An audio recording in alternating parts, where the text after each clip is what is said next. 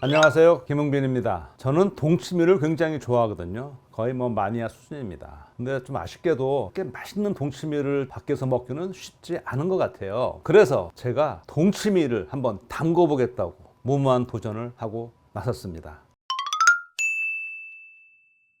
그렇게 하게 된 주된 이유는요, 일단 옛 추억을 소환하기도 했고요. 또 한 가지는 제주도에 사는 지인이 서귀포 텃밭에서 기른 제주 겨울 무와 밭 주변에서 자란 야생 갓을 보내줬어요. 제가 그거를 보고 내가 동치미를 한번 담가보자 하고 시작을 했습니다. 기억 속에서 어렸을 적에 70년대죠. 겨울이 되면은 땅을 파고 김장독을 묻고 김장했던 기억이 나거든요. 저는 굉장히 즐거웠습니다. 준비하시는 할머니나 어머니들도 굉장히 힘드셨겠지만 먼저 인터넷에서 아주 가장 간단한 동치미 담그는 법, 그 레시피를 다운받았습니다. 무 한 개로 시작을 했습니다. 일단 지금 제가 독이 없잖아요. 꼭 밀폐용 용기를 또 구했죠. 그래서 물을 거기에 맞게 제 손가락 크기 정도로 물을 잘랐습니다. 그리고 소금을 좀 묻힌 다음에 이거를 섞어줬죠. 그래서 한 1시간 정도 절였는데요. 1시간 동안 그냥 놔두지 않고 밀폐용기니까 20분마다 한 번씩 총 3번 이렇게 섞어주면서 물을 절였습니다. 이 물을 절이는 동안에 소금물을 한 2리터 준비했는데요. 나름 과학적으로, 아니면 약간의 이게 팁일 수 있는데요. 먼저 그 물을 좀 끓여서요. 뜨거운 물에 소금을 녹였어요. 그 다음에 이제 찬물을 부어서 딱 준비해 놨죠. 1시간 후에 이제 무가 다 절었고요. 거기다가 이제 집에 있던 배 반 개, 얼려놓은 홍고추가 있어서 홍고추 하나, 그리고 원래 그 제가 다운받은 레시피대로 하면은 통마늘 3개를 이렇게 편마늘로 썰어야 되는데 마침 통마늘이 없어서 그냥 다진 마늘로 조금 넣었고요. 생강도 마찬가지예요. 4분의 1개 썰라고 했는데 대충 거기에 맞게 그냥 다진 거, 얼려놨던 거 집어 넣었습니다. 그리고 이제 물을 붓고 야생 갓과 이 무가 올 때 무청도 같이 왔는데 제가 또 무청을 굉장히 좋아하거든요. 무청도 적당히 잘라서 넣었습니다. 그때 제가 아차했어요.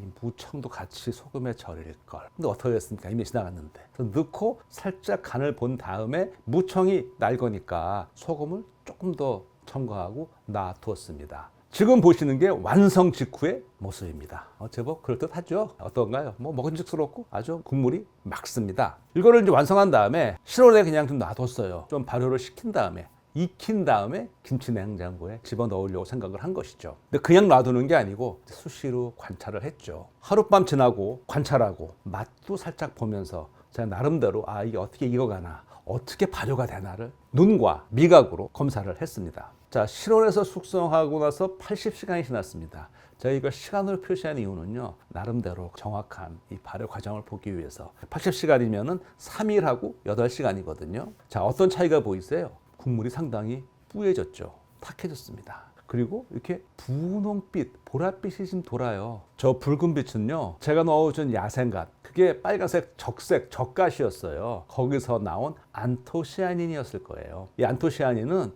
이게 항산화 효과도 있어서 건강에도 아주 좋은 물질로 알려져 있습니다. 이제 이렇게 80시간이 지나고 맛을 보니까 맛도 제법 좀 들어가는 것 같고, 이 정도 뿌려졌으면 김치 냉장고에 넣었습니다. 현대의 김치 냉장고는 과거에 바로 우리가 김장똥을 묻었던 그런 기능을 대신해 주는 것이죠. 김치 냉장고에 넣어놓고 일주일이 지났습니다. 색은 더 예쁘게 보랏빛을 띠고요. 그리고 좀 더 탁해졌습니다. 자, 그러면 왜 숙성, 발효가 진행되면서 동치미 국물이 뿌옇게 탁해졌을까요? 이 이유를 생물학적으로 수정해 보자면요, 제목에 생각할 수 있는 게 물을 비롯한 그 채소에서 물질이 녹아 나와서 좀 뿌얘질 수 있겠죠. 물론 그런 물질도 동치미 국물을 뿌옇게 하는데 관여하지만요, 제가 봤을 때 더욱 중요한 건 바로 뭐냐, 바로 거기서 발효를 담당하는 미생물들이죠. 발효균들. 동치미도 그렇고요. 이 김치가 익어가는 데는 여러 미생물이 관여하지만 특히 그 김치 유산균이 중요합니다. 김치 유산균 가운데서도 한 3종류가 중요한데요. 발효를 한다는 거는요, 미생물 입장에서 보면 거기 있는 물질을 먹고 살아가는 거예요. 먹고 사니까 증식을 합니다. 여러 가지 대사 물질도 내놓고요. 미생물 수가 엄청나게 늘어나요. 김치 유산균이. 그만큼 국물도 뿌얘지는 것이죠. 그리고 이들이 만들어내는 물질도 있으니까 뿌얘지는데요. 여기서 말이 나온 김에 동치미를 만드는 이 마이크로 셰프, 이 미생물들을, 이 김치 유산균들을 좀 더 자세히 살펴보겠습니다. 이 원재료, 무도 그렇고 이 원재료 표면에는 다양한 미생물이 있습니다. 근데 우리가 어떻게 했죠? 소금을 탁 넣고 절였어요. 염분이 확 올라갔습니다. 거기에 있던 많은 미생물들 살 수가 없습니다. 환경이 확 바뀌어버린 것이죠. 고염분에서, 이 염도에서 견딜 수 있는 미생물만 남겠죠. 그 중에 주된 것들이 바로 김치 유산균이에요. 김치 유산균 가운데에서도 류코노스탁이 초기 발효를 주도하는데요. 유산균이니까 뭘 만들겠어요? 유산, 젖산을 만들어내겠죠. 이렇게 산이 만들어지면요, pH가 내려갑니다. 그러면 다른 유해균이 살기 어려워져요. 그리고 이런 발효 과정에서 이산화탄소가 나오거든요. 그럼 이산화탄소는 물에 녹으면서 탄산, 톡 쏘는 맛이 나오게 되죠. 그리고 류코노스탁은 이 발효 과정에서 젖산 외에도 다른 물질들을 만들어서 맛에 풍미를 더해줍니다. 이 류코노스탁은요, 김치뿐만이 아니에요. 유제품 생산 과정에서도 중요한 역할을 합니다. 특히 버터의 고유향이 다이아세틸이라는 화합물인데요. 이거를 누가 만드냐? 바로 류코노스탁이 만들어내는 겁니다. 그래서 버터의 풍미도 더해주고요. 또 이 점성이 있는 이 당분을 만들어내 가지고요, 버터를 부드럽게 해주죠. 그래서 이 류코노스탁은요, 이 전통 발효식품뿐 아니고요, 현대 발효식품 제조에서도 굉장히 중요한 역할을 하고 있습니다. 아까 제가 한 3일 정도 지난 다음에 김치냉장고에 넣었다고 그랬잖아요. 아마 그 시점까지 류코노스탁이 발효를 주도했을 거예요.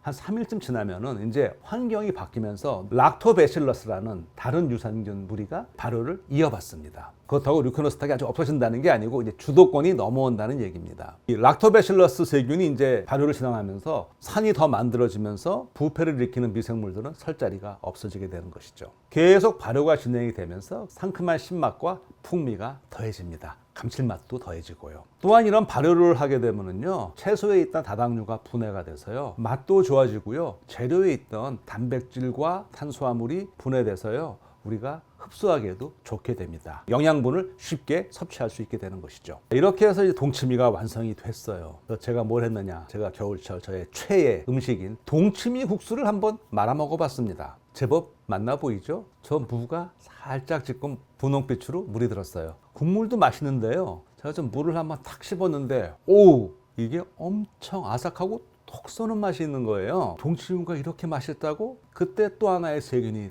떠올랐습니다. 바로 와이셀라라는 그런 세균 물이에요. 아마도 이 동치미무가 이렇게 아삭한 식감을 내는 데에는 이 와이셀라 세균이 큰 역할을 했을 것으로 저는 생각합니다. 이 세균도 역시 김치 유산균 중에 하나예요. 근데 얘네는 물론 발효도 하지만 또 어떤 일을 하느냐, 이 채소의 세포벽은요, 그 성분을 보면 셀룰로즈, 섬유질, 다음에 헤미셀룰로즈, 그리고 이 팩틴이라는 그런 다당류로 되어 있어요. 그런데 발효 과정에서요, 일부 미생물이 이 팩틴을 분해하는 효소를 만들어내요. 그러면 그 팩틴이 분해가 되면 물컹물컹 식감이 안 좋아져요. 이 와이셀라 세균들은요, 팩틴을 분해하는 효소를 만드는 세균 자체의 성장을 억제하기도 하고요, 또 그런 효소의 활성도 억제를 해요. 그러니까 발효가 진행이 돼도 채소가 아주 아삭하게 그 식감을 유지할 수 있게 도와주는 것이죠. 그리고 이 와이셀라를 비롯한 김치 유산균들이 점성이 있는 당류를 갖다가 만들어 분비한다고 그랬잖아요. 이런 당류가요, 채소의 표면을 감싸는 이 보호막 역할을 해서요, 수분 손실도 방지하고 이 조직을 탄력 있게 유지하는 데 도움을 줍니다.